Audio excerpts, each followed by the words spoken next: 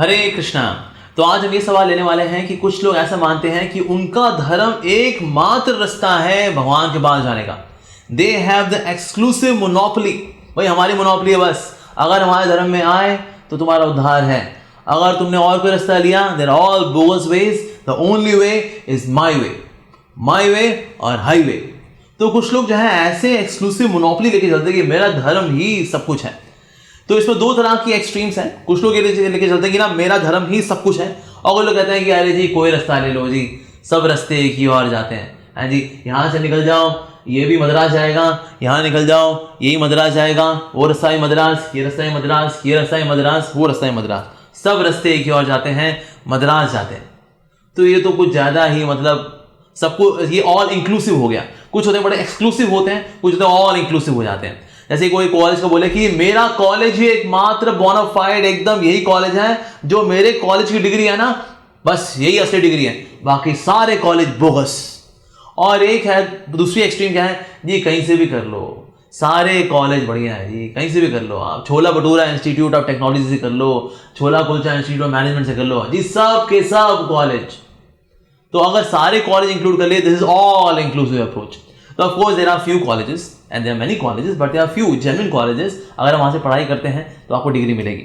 उसी प्रकार से हमें भी बीच का रास्ता लेना चाहिए। कुछ लोग अगर ये मानते हैं कि no our way is the only way, कि मेरा धर्म ही वास्तव में सब कुछ है, तो ऐसे लोगों से हमें कैसे डील करना चाहिए?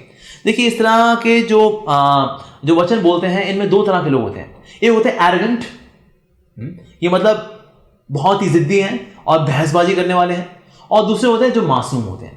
जो बहसबाजी करने वाले हैं, एरोगेंट हैं, इनके साथ अपना टाइम वेस्ट हमको नहीं करना चाहिए। तो अगर ऐसा व्यक्ति है जो कह रहा है नहीं माई वे इज ओनली वे, अगर वो ऐसा अगर कहता है तो आप उसे कितना ही समझा लो, वो व्यक्ति वही रहेगा जो उसकी ओपिनियन है। If you try to convince someone against his opinion, the person remains same of his own opinion. तो सेम ही रहता है, तो हम उसको उसकी ओपिनियन को चेंज नहीं कर सकते। अगर आपने लॉजिकली उसको डिफीट भी कर दिया ना, अब वो ईगो में आकर के बहसबाजी करता रहेगा और टाइम वेस्ट करेगा। तो इसीलिए ऐसे व्यक्ति के साथ हमें आर्ग्यू नहीं करना चाहिए। मुझे याद है एक बार मैं ट्रेन में सफर कर रहा था और मुझे एक मुस्लिम भाई मिला।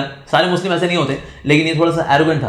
तो इसने मुझे बोला, तुम लोग तो खैर जहन्नुम जाओगे, हाँ तुम लोग काफिर जो ठहरे, you are non believers, you will go to hell. मैंने कहा अच्छा, और आप कहाँ जाओगे? कहते हम तो जन्नत जाएंगे, क्योंकि हम खुदा को मानते हैं, हम अल्लाह ताला को मानते हैं, इसीलिए हम तो जाएंगे जन्नत और तुम लोग जाओगे जहन्नुम। मानते हैं तुम लोग? और ये तो ये तुम खुदा को नहीं मानते, अल्लाह को नहीं मानते, इसलिए तुम मरोगे, तुम सबके साथ जहन्नुम जाओगे। ओके ठीक है जी। ये व्यक्ति जो है इतना एरोगेंट है, तो इसलिए इससे बहस करने को फायदा नहीं। सो मैंने उसे कहा ठीक है जी, हम जहन्नुम जाएंगे, आप तो खुदा के पास होगे ना, तो आप खुदा से ये प्रार्थना करोगे कि हमको जहन्नुम से निकाल लें और खुदा की सेवा में लगा लें, इतना तो आप प्रार्थना कर लोगे? कहना हाँ ठीक है, इतना मैं कर दूंगा, एंड दैट्स इट, फिनिश्ड।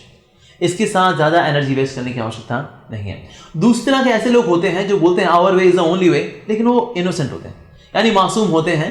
तो इसीलिए ऐसे लोगों को क्या है, हम बातचीत कर सकते हैं, इनको हम एजुकेट कर सकते हैं।